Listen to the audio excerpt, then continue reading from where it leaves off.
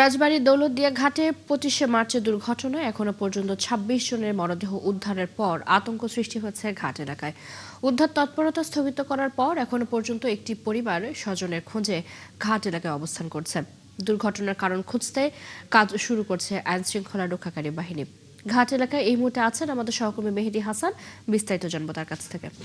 মেহেদী, এখনো পর্যন্ত নিখোঁজ স্বজনের খোঁজে কতজন ঘাটে রয়েছেন, এছাড়া তদন্তে অগ্রগতির কোনো তথ্য পেয়েছেন কিনা সব মিলিয়ে জানাবেন। চৈতি, আপনি জানেন গত বুধবারের বিকেলের যে দুর্ঘটনা, দৌলতদিয়া ঘাটের ফেরিতে উঠতে গিয়ে সৌহার্দ্য পরিবহনের বাসটি দুর্ঘটনার কবলিত পড়ে এবং বাসটি পানির মধ্যে পড়ে গিয়ে সম্পূর্ণ তলিয়ে যায়। যেখানে তলিয়ে যায় সেখানে কিন্তু জেলা প্রশাসন থেকে বলা হয়েছে অন্ততপক্ষে ৯০ ফুট গভীরতা রয়েছে, যে কারণে কিন্তু বাসটির যে যাত্রীরা ছিল তাদের মধ্য থেকে শেষ খবর পাওয়া পর্যন্ত ২৬টি মরদেহ উদ্ধার করা হয়েছে।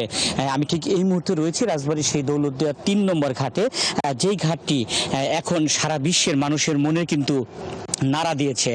যারা ঈদ শেষ করে কর্মস্থলে ফিরছিলেন, ঠিক সেই মুহূর্তে মানুষের বিষাদের কিন্তু পরিণত হয় এই দৌলতদিয়া ঘাটের ঈদ যাত্রা। কালার এক্সপার্ট ডার্ক স্যাপ এবং মাইল্ড অন হ্যান্ডস টেকনোলজি সমৃদ্ধ অরিক্স অ্যাডভান্স ডিটারজেন্ট পাউডার, আপনার লন্ড্রি এক্সপার্ট।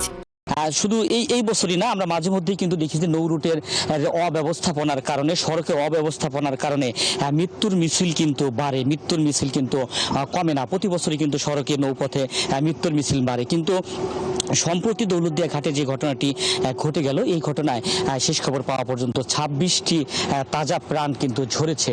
আমরা আজকে সকাল থেকেও দেখেছি, এখনো পর্যন্ত কিন্তু উদ্ধার কাজ কিন্তু চলমান রয়েছে।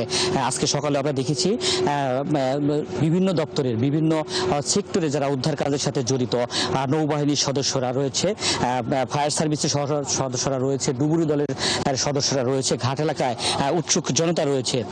আমরা কিছুক্ষণ আগে রাজবাড়ীর ফায়ার সার্ভিসের যিনি স্টেশন অফিসার রয়েছে তার সাথে আমরা কথা বলেছি। তিনি আমাদেরকে নিশ্চিত করেছেন তাকে একজন নারী, বালিয়াকান্দি উপজেলার বাসিন্দা, তার নাম মুক্তা আক্তার, তিনি দাবি করেছেন তার ভাই ওই দিন রাজবাড়ীর শহরের নতুন বাজার এলাকা থেকে সে ঢাকার উদ্দেশ্যে রওনা হয়। সে তারপর থেকেই নিখোঁজ রয়েছে। তিনি দাবি করেছেন তার ভাই এই বাসটিতে করেই ঢাকা যাচ্ছিল। সেই দাবির প্রেক্ষিতেই কিন্তু এখনো পর্যন্ত উদ্ধারকারী সদস্য যারা রয়েছে তারা ঘাট এলাকায় উদ্ধার তৎপরতা চালিয়ে যাচ্ছে। আমরা আজকে সকাল থেকেও দেখেছি যে নদীতে কোনো মরদেহ ভেসে আছে কিনা, নদীতে কোনো এলাকায় কোনো মরদেহ পাওয়া যায় কিনা, সেজন্য ফায়ার সার্ভিসের সদস্যরা তারা কিন্তু স্পিড বোট নিয়ে বিভিন্ন এলাকা কিন্তু তারা ঘুরছে এবং সেই মরদেহ আছে কিনা সেগুলো কিন্তু তারা শনাক্ত করার চেষ্টা করছে। এছাড়াও যেই এলাকাটিতে এই দুর্ঘটনাটি ঘটেছে, যেই ঘাটটিতে, সেই ঘাটটিতে কিন্তু বিভিন্ন আইন শৃঙ্খলা বাহিনীর সদস্যরা তারা কিন্তু অবস্থান করছে।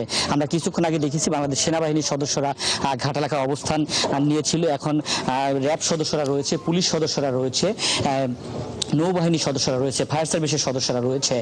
তারা উদ্ধার তৎপরতায় সহযোগিতা করছে। উদ্ধার কার্যক্রম চলমান রয়েছে। যেহেতু দাবি উঠেছে যে একজন এখনো পর্যন্ত নিখোঁজ রয়েছে, সেই একজনকে উদ্ধার করার জন্যই কিন্তু ঘাট এলাকায় এখনো পর্যন্ত উদ্ধার তৎপরতা চলমান আছে। তবে রাজবাড়ীর জেলা প্রশাসক আমাদের সাথে কথা হয়েছে, জেলা প্রশাসক জানিয়েছে শেষ খবর পাওয়া পর্যন্ত তারা যে ২৬ জনের মরদেহ উদ্ধার করতে পেরেছে, সেই ২৬ জনের কি স্বজনদের কাছে তাদের মরদেহ হস্তান্তর কার্যক্রম সম্পন্ন করেছে।